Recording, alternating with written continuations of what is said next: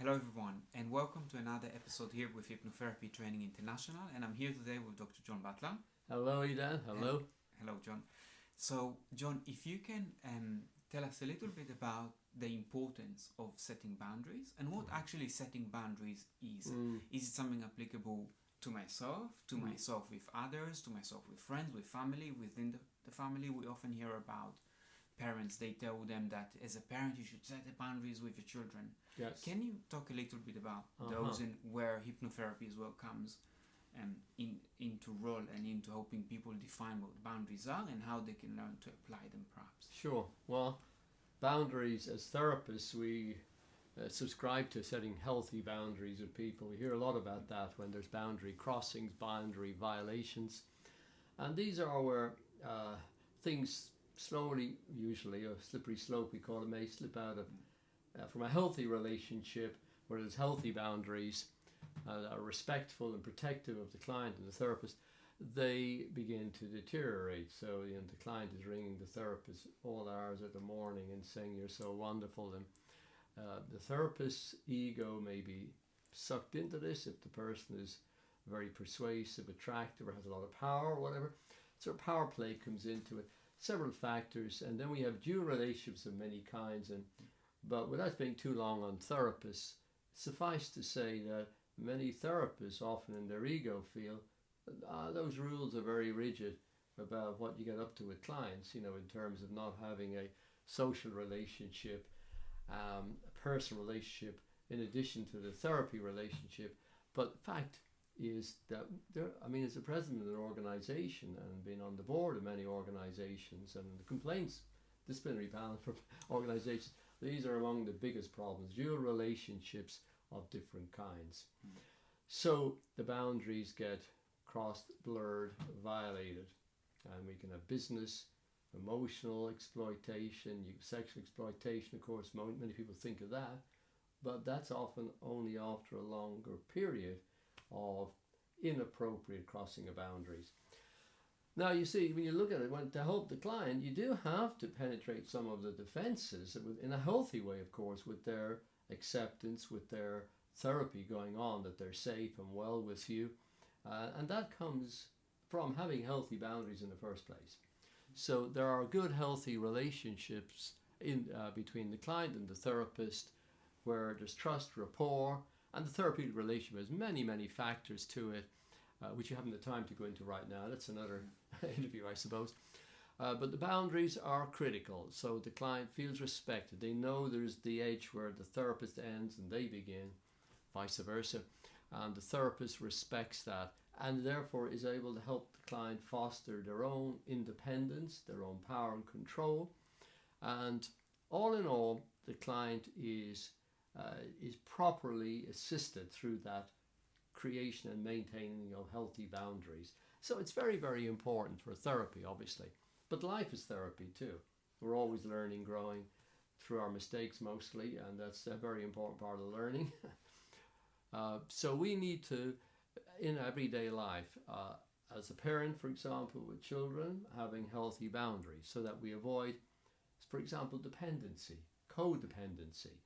Sometimes people's boundaries are one extreme to the other. They're very much into keeping a distance and then going too close, because they have had issues of vulnerability. They find problems with intimacy. And of course, you need revelation, good communication to create intimacy. But this could be in a relationship between two people, mature adults. And even then, you get the potential for a lot of unhealthy power play. If, for example, one has a lot more money, status than the other, it can be very hard for the other person, the one in the inferior position, let's call it, to be able to protect themselves, to maintain their boundaries. They get sucked into the power of the other person, who may be manipulative or may not even be manipulative, but they have to work it out between them where there is healthy respect, self-protection, and room for growth, at the same time to be able to get over some of those barriers and defenses that people have, defense mechanisms we talk about, which may be very necessary for their survival earlier in their lives, but now are getting in the way of relationships. So they have very tight over-control boundaries. So you see, it's quite a complex issue involving dependency, codependency, and all those issues about rejection, fear of rejection, and therapists wanting the power to fix the client so the client doesn't get the learning they need. They're telling them how to live their lives. Therapists who themselves have problems in relationship are often found to be telling other people how to have healthy relationships and so on. So we're human beings as therapists, but out in the outside, everyday world, let's say outside of therapy, which is not really separate from the therapy setting, the therapy room, but out there we do get the usual influences of our past causing projection onto another person. Okay, so then we may find it very difficult to see that person as they are because we haven't done enough self-growth. We're not on enough of a path of self-actualization. So then we will be too readily dependent on the other person, maybe, or wanting them to be dependent on us. You know, I need you to need me. So we have codependency, we have various kinds of exploitation.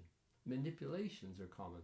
Think of transactional analysis with Eric Byrne and games people play, and Shostrom and Pearls and other people who talked about all the game playing that often goes on, particularly in those, what were in the old days called neurotic, nowadays anxiety, fear-based relationships. People having very poor boundaries with each other and unhealthy projections coming in.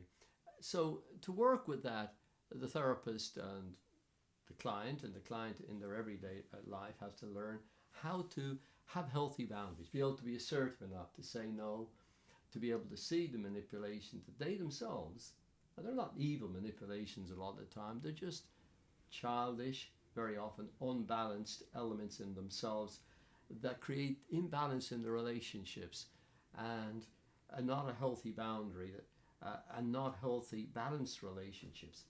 So I would say, to sum up, boundaries are recognizing where the edge is, recognizing your own roles, your own responsibility in the relationship, and encouraging the other person to do so, and doing that in a respectful, if you like, a loving and tough loving where needed, to set the boundaries and say no. Learning that in life, to have healthy boundaries with people so you can do your own thinking.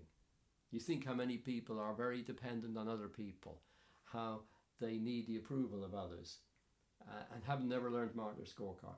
All topics, of course, you've heard me talk about them in the classes. Easy to say, but not so easy to do. When you're out in the world where you are meeting people who are often maybe, well, not often, but in certain circumstances where there's a lot of power play, those people may be quite fragmented, have personality issues, and you'll find it's not easy to maintain boundaries.